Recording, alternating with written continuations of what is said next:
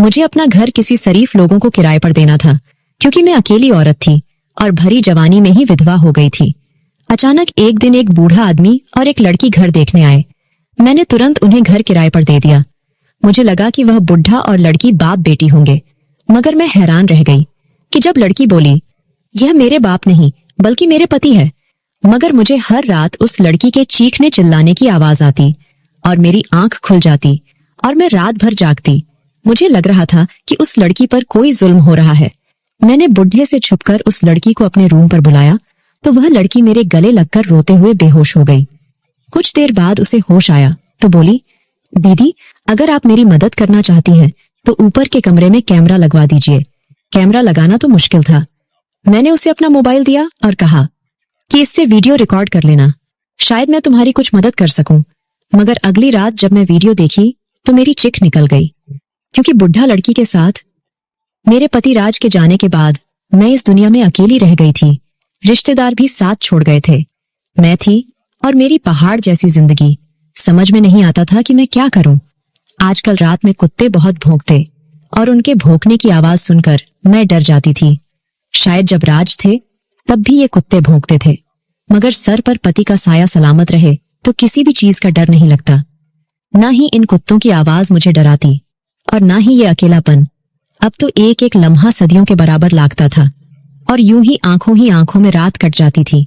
मैं यह सोचकर भी डर जाती थी कि अगर घर में चोर घुस आया तो मैं क्या करूंगी, क्योंकि आजकल के चोर तो घर के सामान लूटने के साथ साथ घर की औरतों की इज्जत के साथ भी खिलवाड़ कर जाते हैं। सारी रात मुझे बस यही लगा रहता कि शायद ये कुत्ते चोरों को देखकर भौंकते हैं। मैंने अपने डर से बचने का यही हल निकाला था कि अपने घर का ऊपर वाला हिस्सा किराए पर दे दूं। यूं मुझे सहारा भी मिल जाएगा और इस महंगाई के दौर में 4 पैसे भी मिल जाएंगे। यूं तो मैं अपने मोहल्ले में कभी कभार ही निकला करती थी, लेकिन मैंने अगल बगल के सभी लोगों को बता दिया कि अगर किसी को किराए के घर की तलाश है तो उसे मेरे पास भेज दीजिएगा। शर्त यही है कि किराए पर आने वाले लोग फैमिली वाले हो। मुझे नहीं पता था कि मेरी बात इतनी जल्दी सुनी जाएगी। शाम के वक्त घर में 2 लोग आ गए। एक बुजुर्ग था और उसके साथ एक जवान लड़की थी। मैंने उनको ड्राइंग रूम में लाकर बिठा दिया और पूछा, मैं आप लोगों को अच्छी तरीके से जानती नहीं हूं, आप अपना परिचय दीजिए। उस आदमी ने कहा, आपने कहा था कि आप अपना घर किराए पर देना चाहती हैं। हमें भी रहने के लिए ठिकाने की जरूरत थी, इसीलिए यहाँ आ गए। मैंने भी सहमति में अपना सिर हिला दिया और कहा, ठीक है, मुझे भी आप ही जैसे लोगों की जरूरत थी। ये तो अच्छा हुआ कि आप बाप बेटी हमारे घर पर रहेंगे। नहीं नहीं, ये मेरे पिता नहीं, ये मेरे पति है, उस लड़की ने कहा। उस लड़की की बात सुनकर मैं हैरान थी और दोनों को एकटक नजरों से देखने लगी। तभी उस बूढ़े आदमी ने कहा, अच्छा, पहले आप यह बताइए कि क्या आप ये घर हमें किराए पर देंगी? मैंने कहा, हाँ, क्यों नहीं, मैं अपने घर का ऊपर वाला घर आपको किराए पर देना चाहती हूँ। तभी उस शख्स के चेहरे पर एक मुस्कुराहट फैल गई। मैंने उस शख्स की पत्नी की तरफ देखा तो उसे देखकर लगा कि वो बहुत परेशान हो, उसके दिल में कुछ चल रहा हो, मुझे कुछ बताना चाहती हो और बहुत घबराई हुई हो। फिर मैंने सोचा कि नहीं, शायद ये मेरा वहम हो। मैंने उन लोगों को ऊपर वाला घर दिखा दिया जो कि उन्हें बहुत पसंद आया था। किराए की बात हुई तो प्रमोद साहब मुंह मांगा किराया भी देने को तैयार थे। ये तो मेरे लिए बहुत खुशी की बात थी। मैंने ऊपर वाले घर की चाबी उन्हें थमा दी और सुकून भरी लंबी सांस लेकर नीचे आ गई थी। मुझे प्रमोद और उसकी वाइफ सलोनी बहुत अच्छे लगे। सलोनी तो वाकई में बहुत खूबसूरत थी। न जाने उसके घर वालों की ऐसी कौन सी मजबूरी होगी जिसकी वजह से उन्होंने अपनी फूल जैसी बेटी की शादी इतने बड़े शख्स से करवा दी।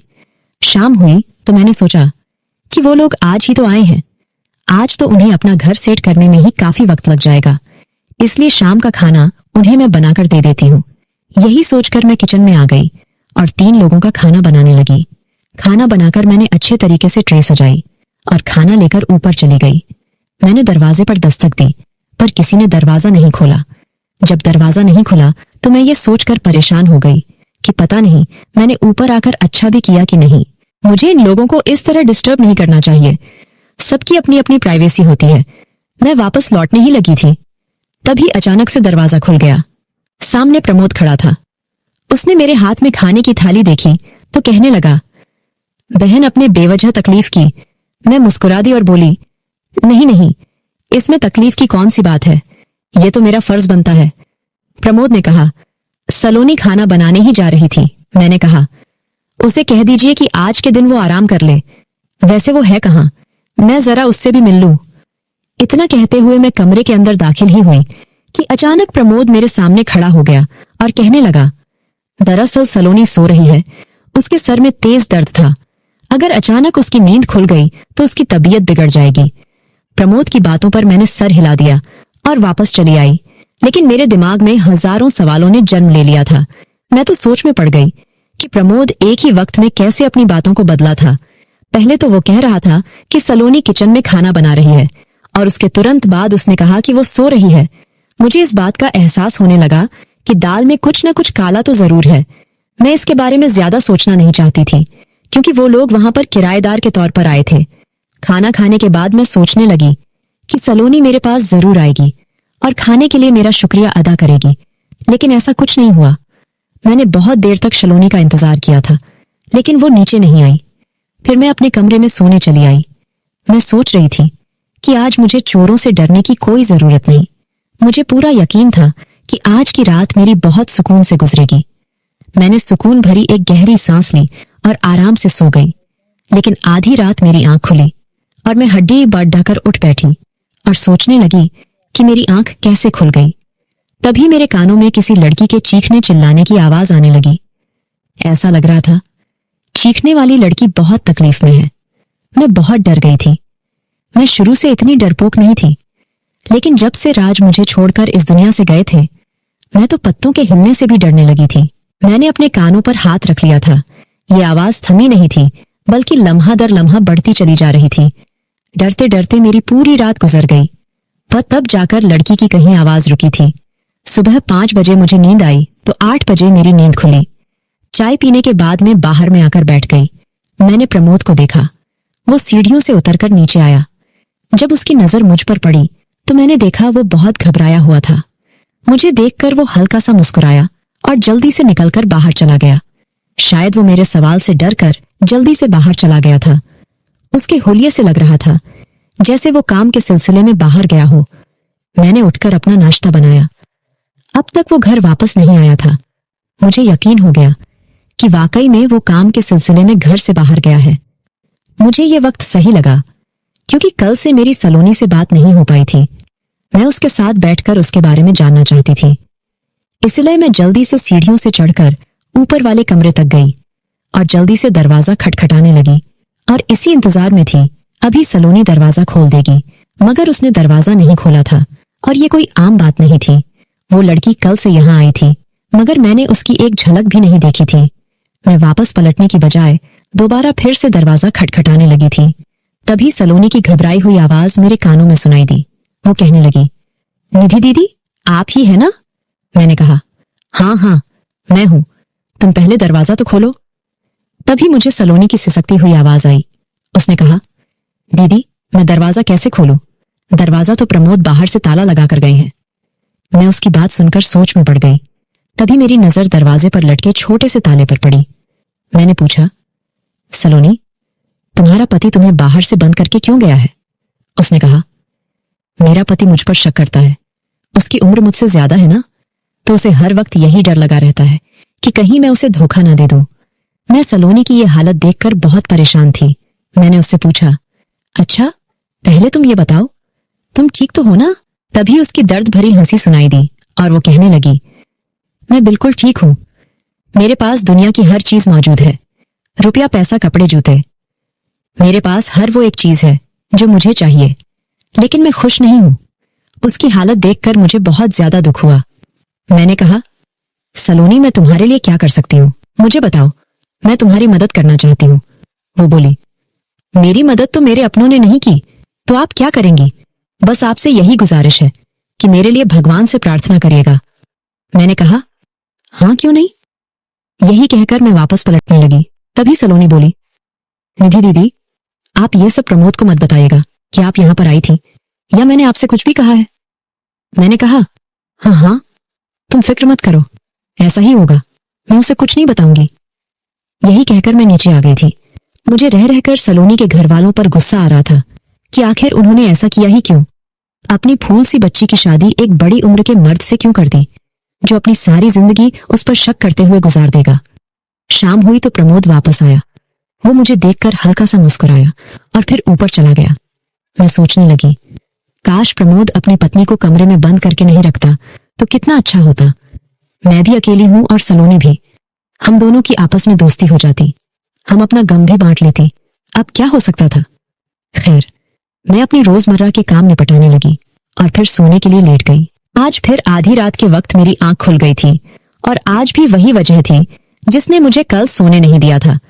मुझे फिर से किसी लड़की के चीखने की आवाज सुनाई दी। मैंने ध्यान से सुना तो मुझे समझ में आ गया कि ये आवाज तो बहुत करीब से आ रही थी। कहां से आ सकती है? भला मुझे इसका पता हर सूरत में लगाना था। मैं अपने कमरे से बाहर आ गई तो मुझे चीखने चिल्लाने की आवाज और तेज सुनाई देने लगी। फिर मुझे अंदाजा हो गया कि ये आवाज कहीं और से नहीं बल्कि ऊपर वाले कमरे से आ रही है और चीखने चिल्लाने वाली लड़की कोई और नहीं बल्कि सलोनी है। एक लम्हे के लिए मैं सन्न रह गई थी। फिर मैं जल्दी जल्दी सीढ़ियां चढ़ने लगी और कमरे तक पहुंच गई। मैंने जोर जोर से दरवाजा पीटना शुरू कर दिया। मैं बहुत देर तक यूं ही खड़ी दरवाजा खटखटा रही थी, लेकिन मजाल है किसी ने दरवाजा खोला हो। और ऐसा भी नहीं था कि मेरे दरवाजा खटखटाने से अंदर चिल्लाने की आवाज कम हो गई। दरवाजा पीटते पीटते मेरे हाथों में दर्द होने लगा, इसलिए मैं मजबूरन नीचे आ गई। आज तो पूरी रात मुझे नींद आने वाली नहीं थी, इसलिए मैं हॉल में बैठ गई। बैठे बैठे सुबह हो गई। सुबह प्रमोद जब नीचे आया तो मुझे देखते ही घबरा गया था। वह बाहर निकलने ही वाला था। तभी मैं बोली, प्रमोद साहब, मेरी बात सुनिए। मैंने उस शख्स के चेहरे पर एक खौफ देखा था। वो मेरे सामने वाले सोफे पर बैठ गया और बोला, मैं जानता हूं कि आप मुझसे क्या पूछना चाहती है। प्रमोद का चेहरा उदास हो गया और वो कहने लगा, आपको सलोनी की फिक्र हो रही है ना, कि रात को वो क्यों चीखती चिल्लाती है। मुझे भी उसकी बहुत चिंता होती है, मगर मैं कुछ भी करने से मजबूर हूं। अगर आपके पास कोई हल हो तो जरूर बताइएगा। मैंने देखा, यह सब कहते हुए प्रमोद की आंखों से आंसू निकल गए थे और वह मुझसे नजर बचाकर अपने आंसू पोंछने लगा। मैंने कहा, पहले आप यह बताएं कि उसके साथ परेशानी क्या है, तभी तो मैं कोई हल बताऊंगी। मेरे इस सवाल पर प्रमोद ने अपना सर उठाया और मेरी आंखों में आंखें डालकर बोला, सलोनी की सबसे बड़ी परेशानी उसके नापसंदीदा शख्स से शादी है। मैं हैरत से प्रमोद की तरफ देखने लगी तो उसने कहा, मेरी शक्ल सूरत गौर से देखिए और बताइए कि क्या सलोनी जैसी लड़की मेरे साथ खुश रह सकती है। उस दिन तो आपने भी मुझे उसका बाप समझ लिया था। मुझसे बस यही गलती हुई कि मैं सलोनी के बाप की बातों में आ गया। सलोनी का पिता मुझसे 10 लाख लिया था। वह 2 साल के वादे पर लिया था, लेकिन 5 साल गुजर गए और वो कर्ज नहीं लौटा रहा था। वह हर रोज बस यही कहकर टाल देता कि आज दूंगा कल दूंगा। पर अब मेरे सब्र का बांध टूटने लगा। मैंने उससे कहा कि अगर तुम पैसे नहीं दिए तो मैं तुम्हें पुलिस के हवाले कर दूंगा। पुलिस का नाम सुनते ही वह डर गया और बोला, मेरे पास तुम्हें देने के लिए फूटी कौड़ी नहीं है। तुम ऐसा करो कि पैसे के बदले तुम मेरी बड़ी बेटी से शादी कर लो। मुझे उसकी बात समझ में नहीं आई थी। मैंने कहा, तुम ये क्या कह रहे हो। तभी उसने झट से अपनी बेटी की तस्वीर मेरे सामने कर दी और कहने लगा, अगर तुम इससे शादी नहीं करोगे तो मैं किसी और शख्स से पैसे लेकर इसे उसके हवाले कर दूंगा। दरअसल मेरी शादी बहुत पहले ही हो गई थी। मैं और मेरी पत्नी अपनी जिंदगी में बहुत खुश थे। वो कुछ दिन बाद पेट से हो गई और बच्चा पैदा होते वक्त उसकी हालत बिगड़ने लगी और वो मुझे छोड़कर चल बसी। ना वो बच सकी और ना ही मेरा बच्चा। तब से मैं अकेला ही था और मैंने दूसरी शादी नहीं की थी। मगर उम्र बढ़ने के साथ साथ मुझे तन्हाई का एहसास होने लगा। जी चाहता था कि मेरा भी कोई अपना हो जिससे मैं अपना दुख सुख बांट सकूं। और फिर उस दिन जब सलोनी के पिता ने सलोनी की तस्वीर दिखाई और कहा कि अगर तुम नहीं शादी करोगे तो मैं इसे किसी और के हवाले कर दूंगा, तो फिर मैं उसकी बात में आ गया और सलोनी से शादी कर ली। शादी की रात सलोनी ने मेरे गाल पर एक जोरदार थप्पड़ मारा और मेरे मुंह पर थूक दिया और कहने लगी, चाहे तुम कुछ भी कर लो, मैं तुम्हारी कभी नहीं हो सकती। तुम्हें शर्म आनी चाहिए। अपनी बेटी के उम्र की लड़की से शादी करते हुए अब वो हर रात मुझे परेशान करने के लिए चीखती चिल्लाती है। इसीलिए मुझे अपना खुद का घर छोड़ना पड़ा, क्योंकि लोग मुझ पर शक करते थे कि शायद मैं अपनी पत्नी के साथ बदसलूकी करता हूँ।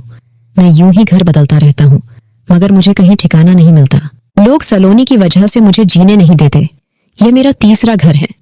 यहाँ आते वक्त मैंने उसके सामने हाथ जोड़ा था कि मुझे इस आखिरी उम्र में यूं जलील मत करो, मगर उसने मेरी एक न सुनी और यहाँ आकर भी अपनी हरकतों से बाज नहीं आई।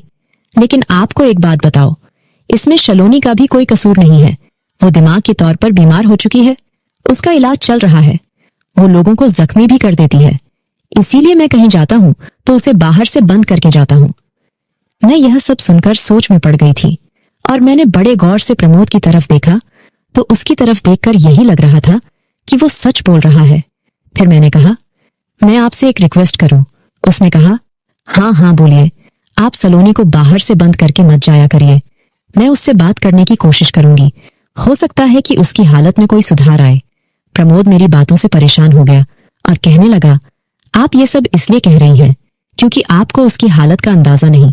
जब उसे गुस्सा आता है तो वह इस कदर जुनूनी हो जाती है कि मेरे लिए भी उसे संभालना मुश्किल हो जाता है। मैं ऑफिस में होता हूँ, अगर पीछे से वह आप पर हमला कर देगी तो क्या होगा? हो सकता है कि वह आपका बहुत ज्यादा नुकसान कर दे। इसलिए इस काम के लिए आप मुझे माफ कर दीजिए, मैं ऐसा नहीं कर सकता। मैंने कहा, अगर सलोनी ने मेरे साथ कुछ भी किया तो उसका कसूरवार मैं किसी को नहीं ठहराऊंगी। आप बस उसे बाहर से लॉक करके मत जाइए।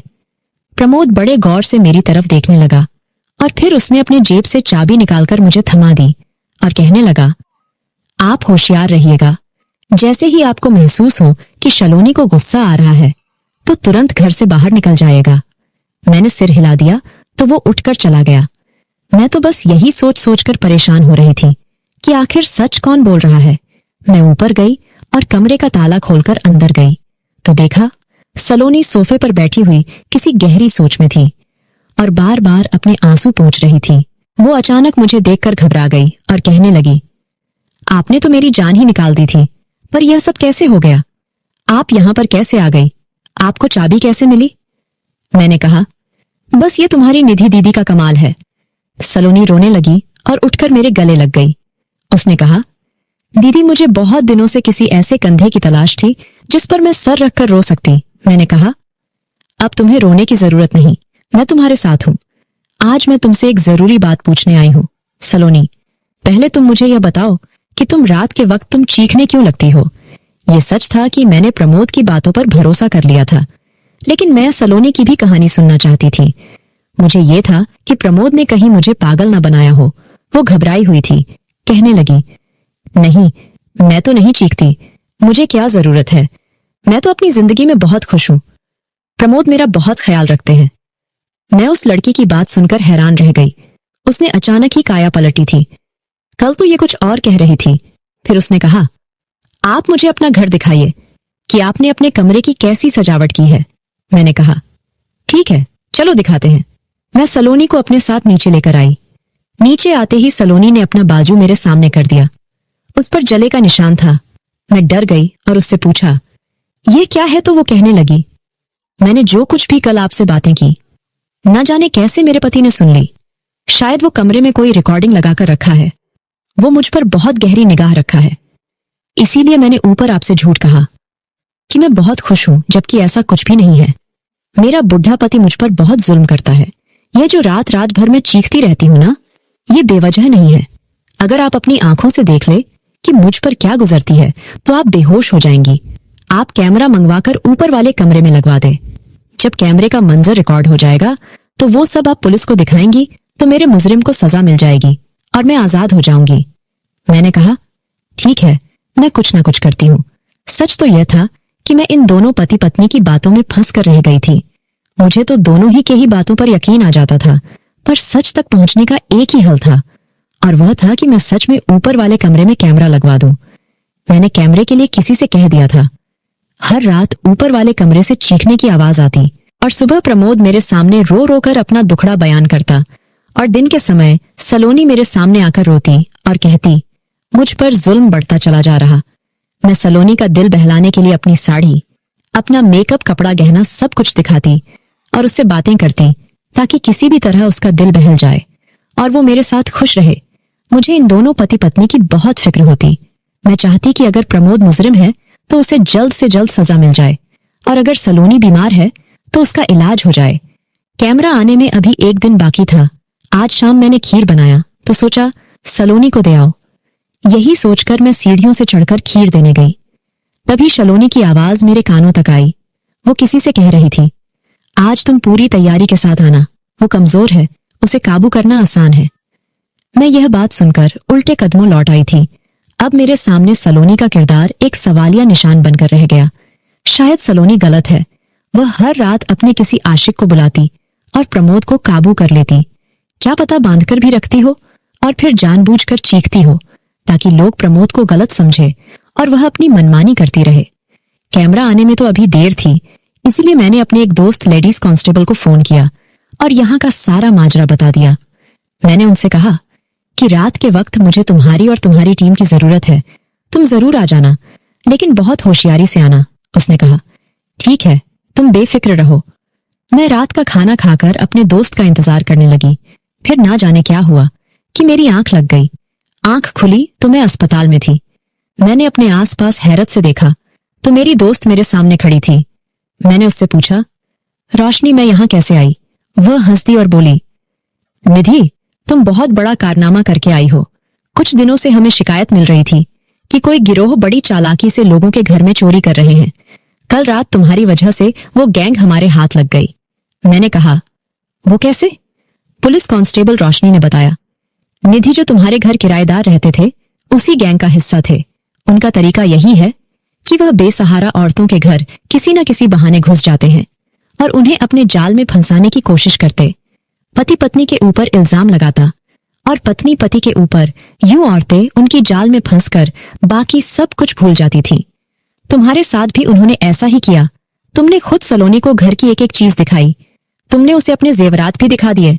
यह तो शुक्र मनाओ कि तुमने कल सलोनी की बातें सुन ली, नहीं तो क्या होता। कल रात उन्होंने तुम्हारे खाने में नींद की दवाई मिला दी थी और तुम्हारे घर की एक एक चीज लूटने वाले थे। लेकिन उन लोगों की बदकिस्मती थी कि हम लोग मौके पर पहुंच गए और वो लोग पकड़े गए। मैं रोशनी की बातें सुनकर सन्न रह गई कि लोग दूसरों को लूटने के लिए किस हद तक गुजर जाते हैं। वो तो भगवान का लाख लाख शुक्र है कि उसने मुझे बचा लिया। अब तो किराएदार भी रखने से डर लगने लगा है। अब मैं अकेली ही रहती हूँ। मेरे ख्याल में बुरे लोगों से तन्हाई 1000 गुना